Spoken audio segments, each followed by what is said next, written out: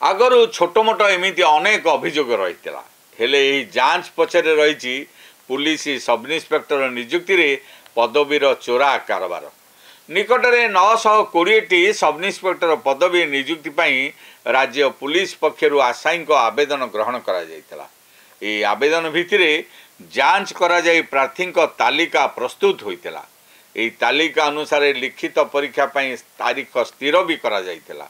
October 5 और 6 तारीख रे परीक्षा होइथांदा किंतु 1 तारीख दिन पुलिस पाखरे पहुंची अभियोग को आधार करी आंध्र प्रदेश 117 जन को गिरफ्त करागला। एथिरे 114 जन चाकरी आशायी छात्र थिले। एही आशायी मानकु स्वतंत्र कोचिंग नारे प्रश्नपत्र प्रदान पई व्यवस्था करा जायतिला। आउ जेउ एजेंसी चाकरी आशायी मानकु आंध्र प्रदेश नेउथिला से माने समस्ते नियुक्ति परीक्षा लगी टेंडर नैथिबा संस्था सह जड़ित थिले। अर्थात चाकरी बिक्री करने को सुचिंतित योजना होइतिला।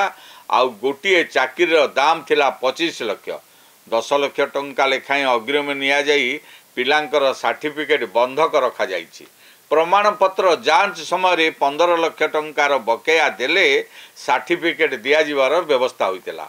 एभली गुरुतर अभियोग को चपाइबा को अनेक उद्यम हैला किंतु गणमाध्यम चर्चा फल सरकार बाध्य होई तदंत आदेश देले। ए तदंत भी कठोर करने को मुख्यमंत्री हस्तक्षेप कले।